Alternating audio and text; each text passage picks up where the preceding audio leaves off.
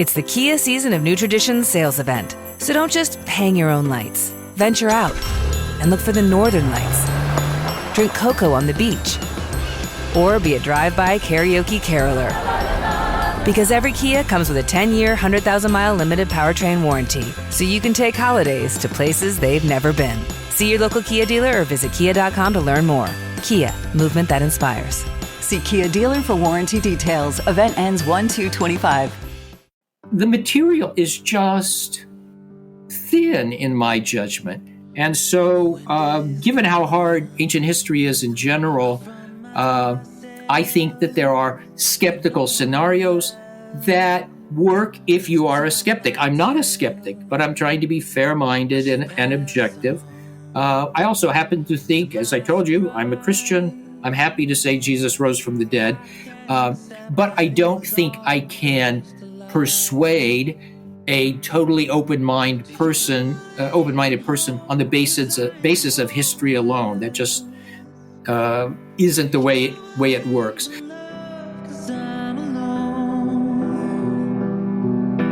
you believe in hell? 'Cause I am helpless. This water I am treading is now my home. Welcome to the Deconstructionist Podcast. I'm your host, John Williamson, and welcome back to part 2 of my conversation with Dr. Dale Allison. And I know it's a little weird in terms of release schedule, but thank you so much for joining and listening. This is, again, part 2 of my conversation about resurrection specifically.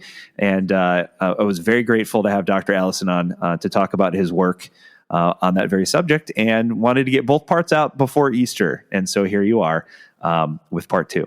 So if you haven't listened to part 1 yet, pause this one, go back to last week, listen to the first part, and then come back and listen to this part. If you've already heard it, then you're in the right place. So other than that, the usual stuff. If you've been listening for a while, you know, go to the website, www.thedeconstructionist.com. Everything you can possibly imagine related to the podcast is on there. All sorts of new Patreon, what do they call them? Packages, I guess. I don't know. Are on the website, including swag with international shipping, which is not something that we were able to offer before. So now we have some international options on there. So if you've always wanted something with our big logo on it, you can have it. And then other than that, the blog is on there. I've been writing a lot more lately. In fact, early unedited blog posts and unedited versions of these episodes in their entirety go up on the Patreon first. So if you want to check that out, plenty of content coming. And anyway, appreciate your support, and thank you for listening. Without further ado, here's part 2 and the final episode with Dr. Dale freaking Allison. Do you believe in hell? 'Cause I am helpless.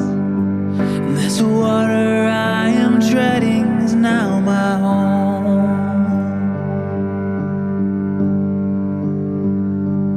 I have found what matters most as the lights go out and I swing. Yeah, I find that to be really interesting. And from a historical standpoint, when I'm trying to look at sources and get as many primary sources, folks that were as close to Jesus as possible, who may have been firsthand witnesses, then it sort of throws into doubt if we don't know who wrote them, and if it maybe wasn't, the author it's attributed to, aka a disciple who was present at the time, then it makes you wonder, well, was this something that was written by a school of followers who didn't have a firsthand account and were just kind of writing down what they had heard? So it kind of starts to sort of strain the resources that we do have. Yeah, and we also, so if you have a court, the judge wants the witnesses to be independent. And the judge means by that, if there were witnesses at the scene of the crime, the judge wants it so that they haven't talked to each other since that moment, right? They went their separate ways, and, you don't want people to be contaminated. But the disciples are talking to each other from the beginning, I'm sure. Whenever anything weird happened, they must have said, what the heck was that? Did you see that? What does it mean? How do we interpret it? That must be going on from the beginning. But beyond that, the literary question is not now for me what it used to be. So I used to think the Gospel of John is independent of Matthew, Mark, and Luke. I no longer think that. I actually think that the Gospel of John shows knowledge of Luke. I think it shows knowledge of Matthew, probably of Mark. Now, it still has independent traditions, but it's not an independent voice in my mind anymore, right? And if you look, for example, at Luke and Mark, whoever the author of Luke is, he seems to be using Mark. And this is interesting. If you were to accept the traditional conservative view that Mark wrote Mark and Luke wrote Luke, they both know Paul and they both know each other because they're mentioned together in a couple of places in the New Testament. So even if you accept that these are the people, that tradition says they must be talking to each other. So they're not separate, independent witnesses. So I don't know that in any case we have independent witnesses to anything, at least in the modern sense that you want for a trial, with two people who heard Jesus utter a sentence and then they went their separate ways, never talked to each other, and what they reported got written up in two different literary texts. I don't know that we have that at any point, which is another problem, right? Yeah. And one of the other things I'd be interested to know too is one of the other things that I would look at would be, because the further along we go, more scholars seem to think that, look, a lot of our old stories were more metaphor than historical fact, and oftentimes borrowed from older traditions. Baby Moses and the basket of reeds. Kind of borrowed from earlier traditions and so on. So, is there any evidence to suggest that there were other resurrected messiahs, within other cultures? Well. So if you're asking the question, are there Greek and Roman stories in which people's bodies go missing, right? Mm-hmm. Then yes, Romulus, for example, or Hercules, or stories also in which these people reappear after they die. Yes, there are such stories. And I think if you take the Greco-Roman stories and put them all together, they're probably the best argument against there being historically an empty tomb. That seems to me to be obvious. On the other hand, we also know, because we know a lot about, or we know some things about tomb robbery in the ancient world, we actually do know that some tombs were emptied and some bodies were gone, and it was something that happened, right? So just because you have legends about something doesn't mean everything is a legend. And the other thing is that this gets really, really complicated, at least for somebody like me. So if you look at the transfiguration of Jesus, we'll move from resurrection to transfiguration for just a second. So this looks to me like it echoes the story of Moses. Moses is the guy on the Old Testament who goes up on a mountain. And when he's there, he glows. And there's a cloud that comes down, and God's voice comes from the cloud. And this happens after 6 days, as it does in Mark 9. And Moses himself appears in the story, right? So you can look at any number of things here, and you can say, as some scholars have, well, Christians just made this up because they wanted Jesus to be at least as great as Moses or greater than Moses, so he has to do the miracles like Moses, or at least some of them. But here's where it becomes difficult for me, and this is actually where I lose all my audience, okay? Almost all my audience. People don't like this on the right or left. But as an historian, I actually think that the evidence for people seeing glowing people is rather robust. I think it's pretty good. So I actually know two people. How many people in world history do I know? Not that many. The percentage of people who have lived that I know, it's really, really tiny, right? Two of them have told me that they saw somebody glow. One was a Sufi master, and one was a Tibetan Buddhist master. Well, one of these individuals is my own son. And he saw this with 3 other people who all got together afterwards and said, "Did you see that?" Blah, blah, blah. Okay, so what do I do with this? All right, I just say, okay, I think this happens. And by the way, Roman Catholic canonization records are full of this, full of people swearing they saw Teresa of Avila and dozens of others glowing. So I look at the Gospels and I say, well, if you want to say that this is a made-up event or a legend on the basis of Moses, I can't disprove that. On the other hand, I have the weird view that people sometimes have visions of religious figures glowing, whatever the explanation may be. And so I think it's possible, in theory, that a disciple or even some disciples had a vision of Jesus. And I think if they had had a vision of him glowing, they would have thought, oh, this is like Moses, and they would have written up the story with echoes of the story of Moses in it, right? The problem is that there are also just legends of glowing people. There are legends of glowing people, stories that nobody takes seriously. So we know they can be legends. It's this issue of legend and history is really difficult. Or again, just take one other quick example. I think Jesus was baptized by John the Baptist. But I think there is some theological overlay here. I think the Christians have probably added the voice from heaven, right? And the declaration that this is my beloved son. And I think Matthew has added a conversation between Jesus and John where John says, hey, it ought to be the other way around, right? And Jesus says, no, it's okay. Go ahead. So I think there's an historical event there. But I think it has been overlaid, and I think that is the case, myself, with the story of the empty tomb and much that we find in the gospel. So I think that some stories are purely legendary. I don't believe in the guards at the tomb, for example. I don't think the dead got up in Matthew 27 when Jesus died. There was an earthquake and the tombs were emptied and they went into Jerusalem. I don't think that literally happened. Nonetheless, I still think there was probably, not certainly, but probably a story of Jesus' tomb being empty that circulated really early on. And I would attribute it to the original story to women. I think historically some women went up to Jerusalem from Galilee with Jesus. And I think some of them probably witnessed his crucifixion, which was a public event.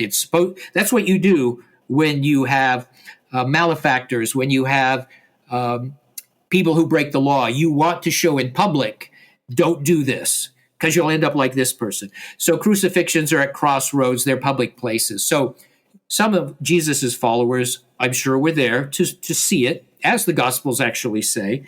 And then if there were some people who were there, they probably would have followed the body wherever it went. And it's also natural for people to go to graves or to tombs, especially soon after a death. It's just what everybody does in every society that I know of.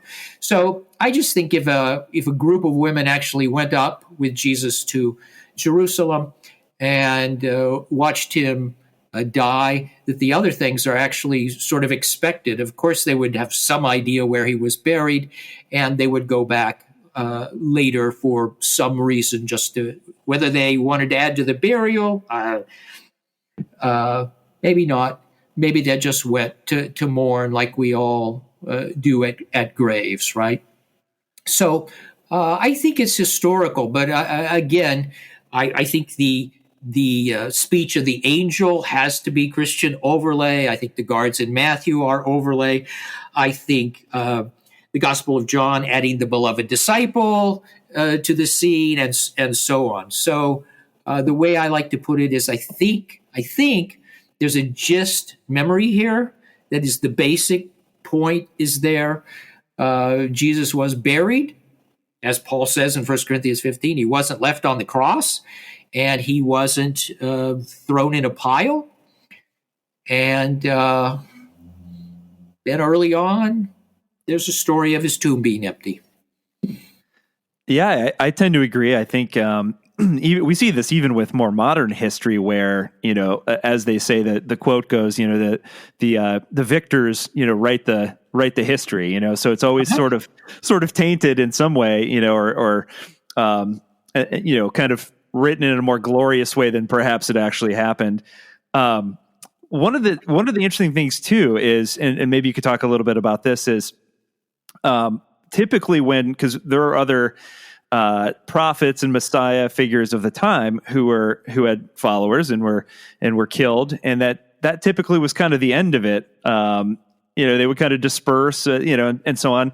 So what was different about this situation? Because there is a moment in Scripture where you see that two of the disciples were heading away from the city and heading to Emmaus, and seemed to think that, well, that's done, Yeah. So, but something changed their minds, right? So, what was it that kept this movement of Christianity going?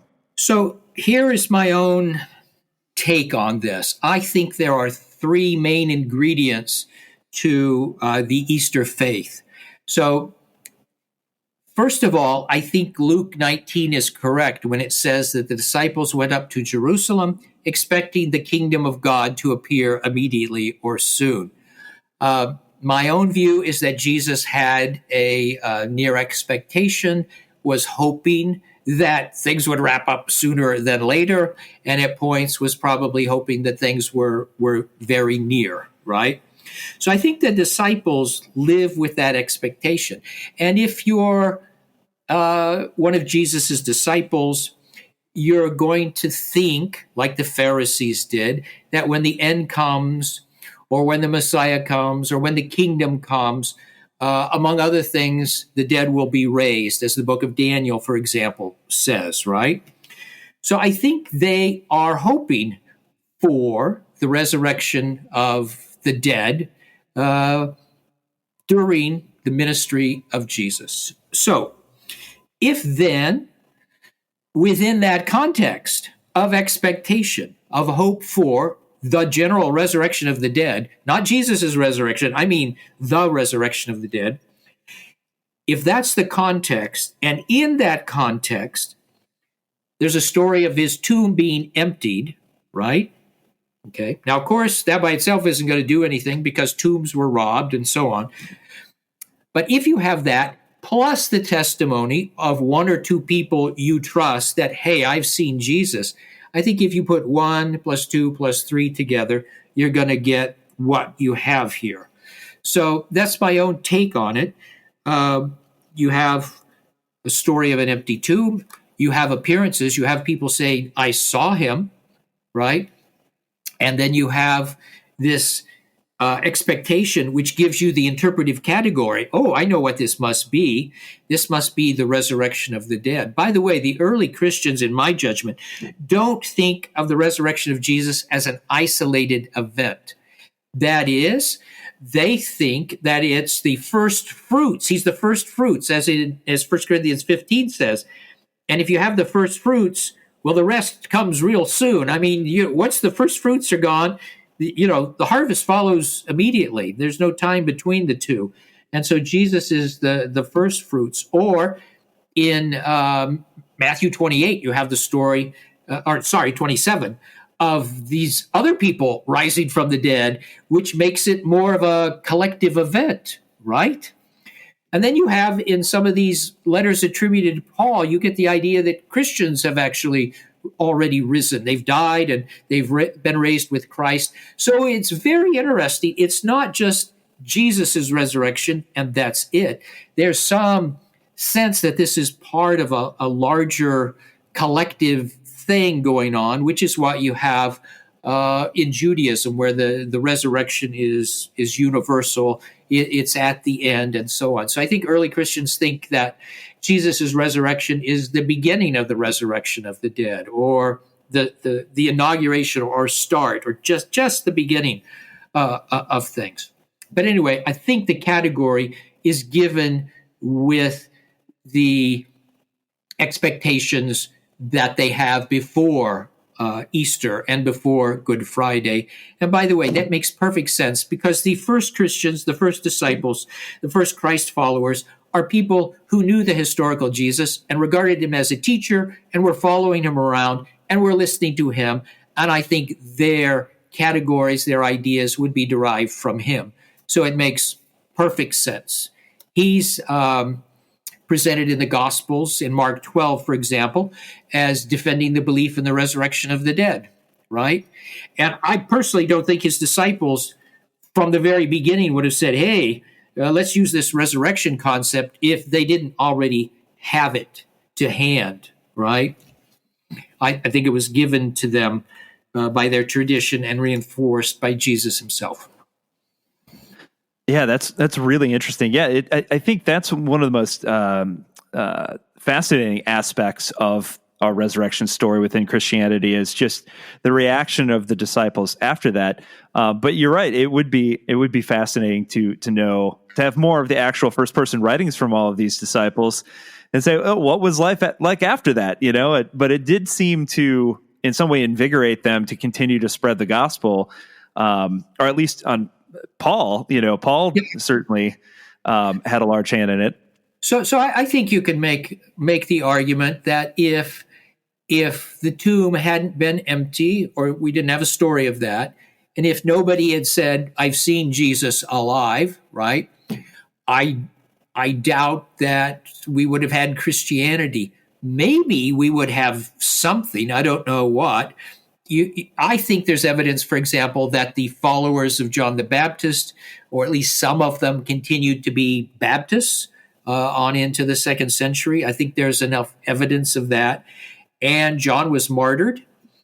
And I don't know, maybe somebody thought that he rose from the dead. In Mark 6, you have that bizarre passage about, well, maybe Jesus is John the Baptist risen from the dead, which is attributed to Herod Antipas. I've never known quite what to make of that weird comment, and I don't know whether it represents anything other than a very idiosyncratic opinion.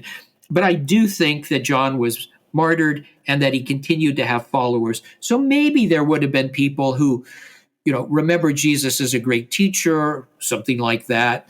But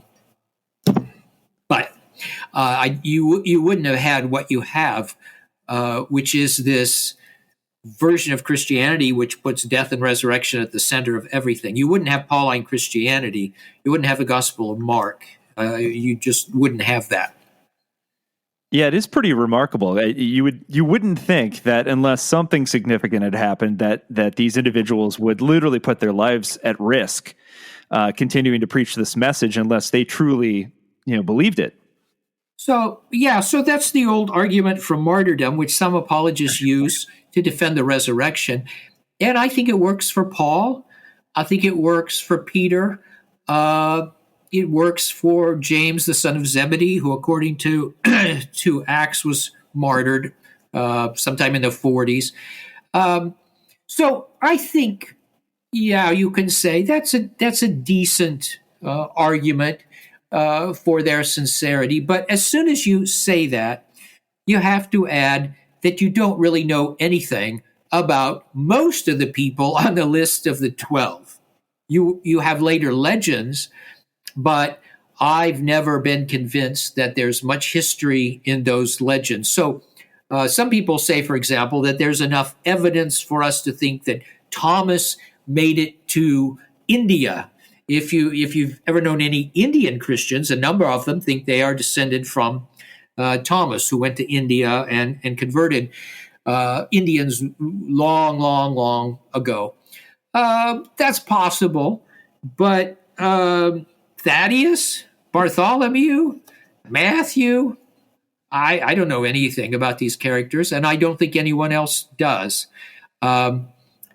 There are stories about their martyrdoms, right?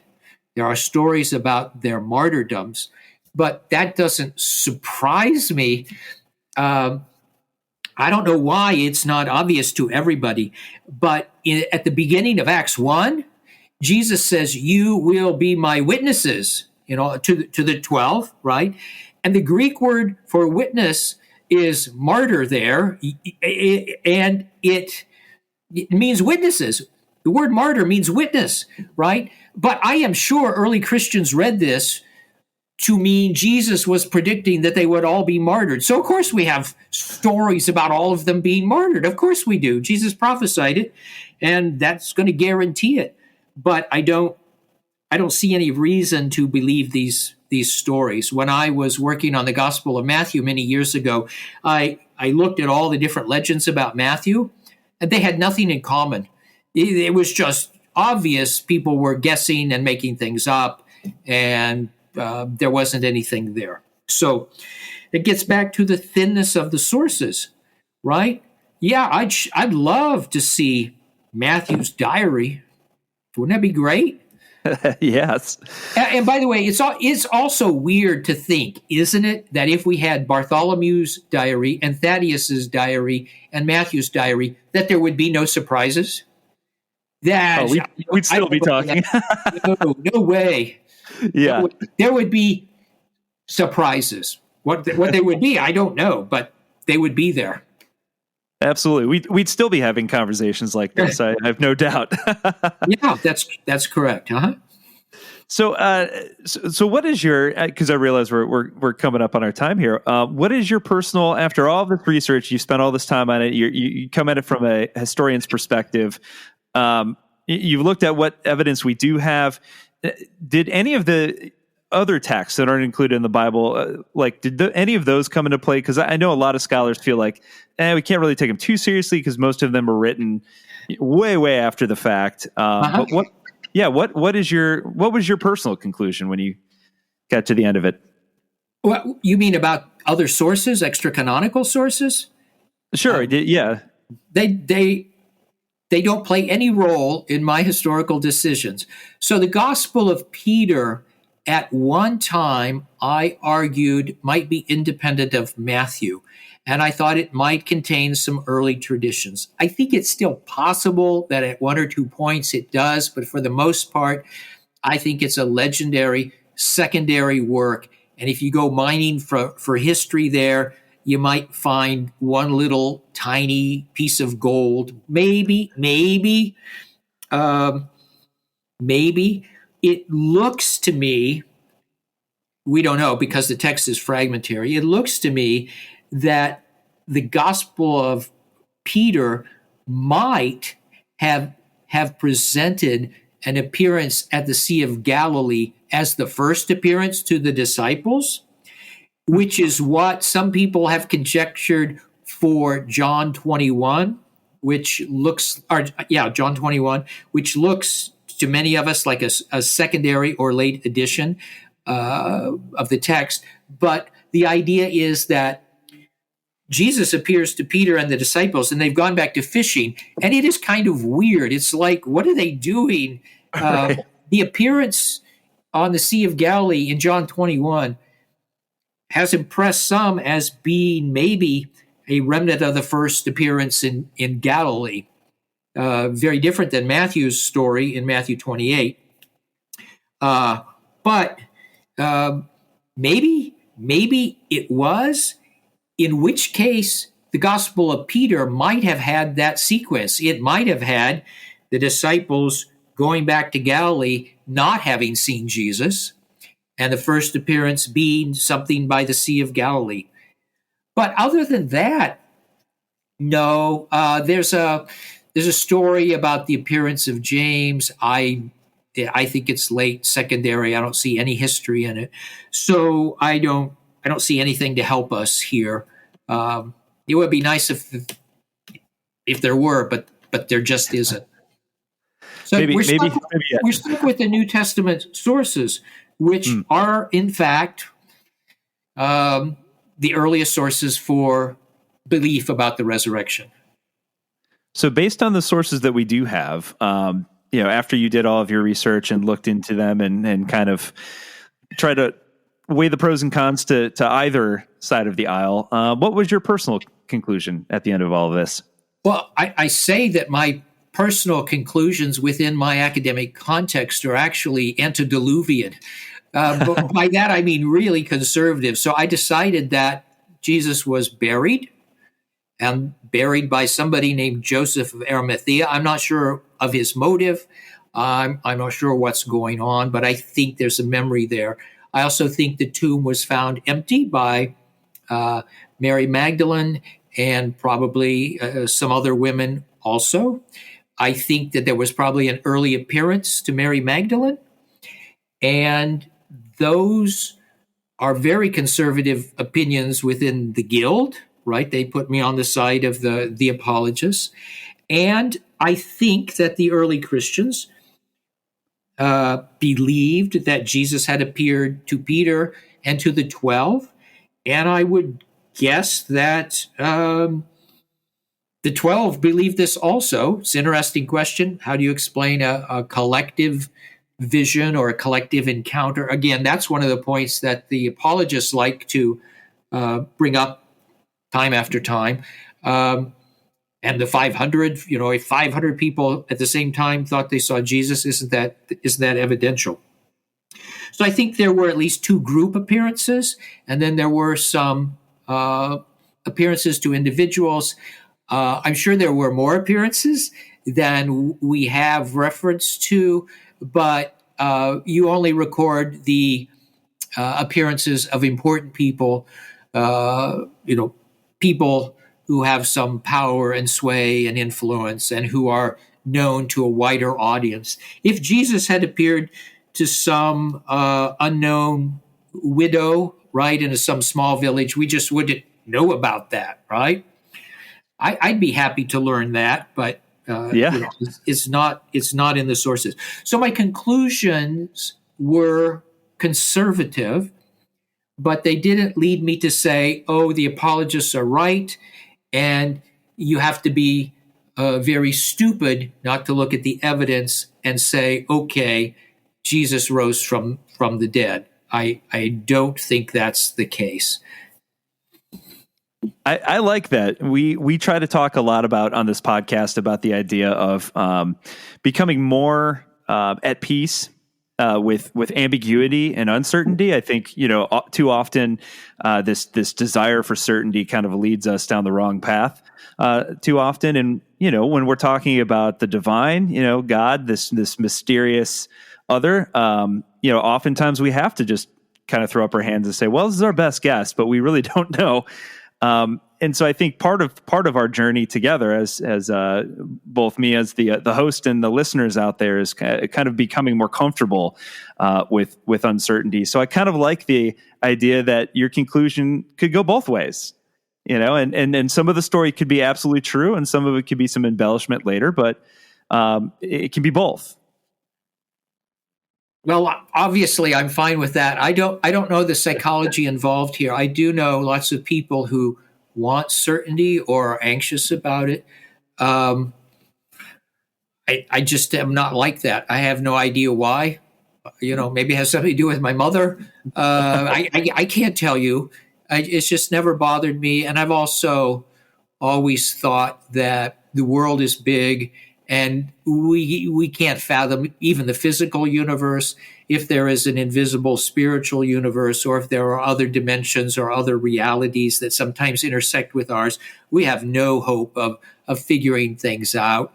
And actually, I could add, one of the things I did in the book is I said, at this point in time, I've read enough books written by physicists to know that I have no idea anymore what matter is.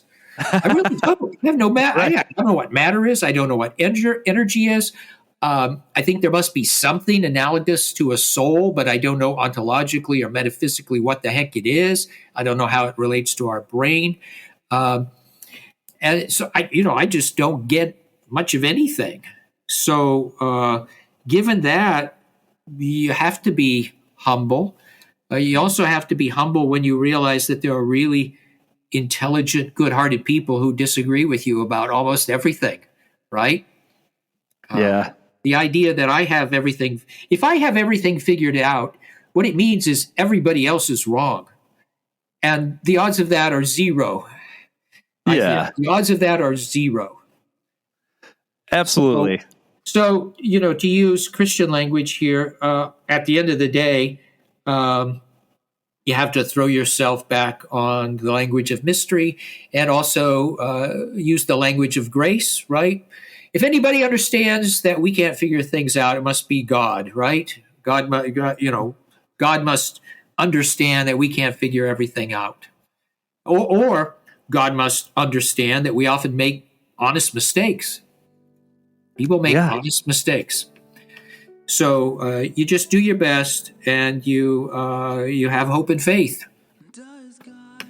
I love it. That's a great place to end, I think. So thank you so much. This is a fascinating conversation. I really think the listeners are going to love it. And happy Easter to everyone listening. And thanks again for giving me some of your time. I know you're busy right now.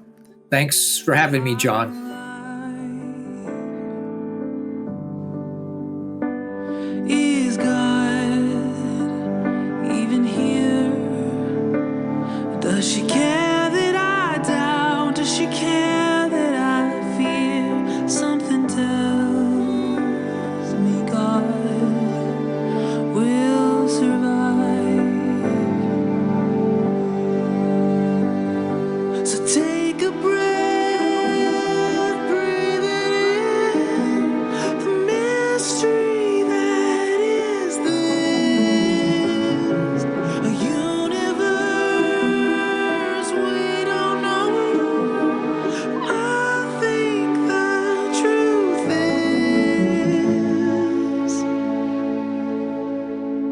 If God has a face, his face must look like yours.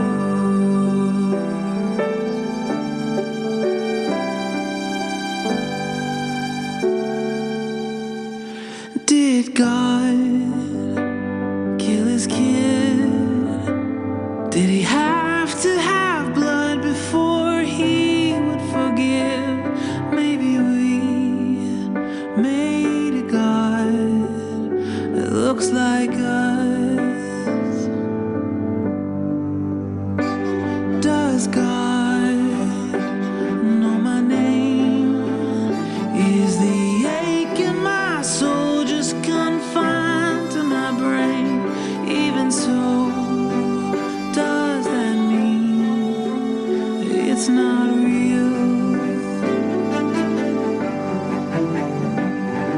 So take a breath, breathe it in, the mystery that is this, a universe we don't know, but I think the truth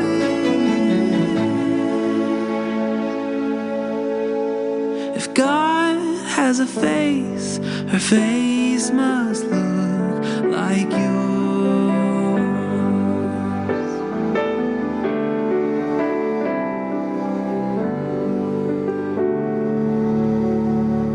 A face like a Tina, an Ahmed or Mildred, a Russ and his husband, Gus and their children. Face like a Kim, a Ted or Tyrone, a Lucy born with an extra chromosome, a Pablo with legs he can't move by himself, a girl born a Daniel who now is Danielle, a Bill H. and even white guy's name Todd. If you have a heartbeat, you are the face of God.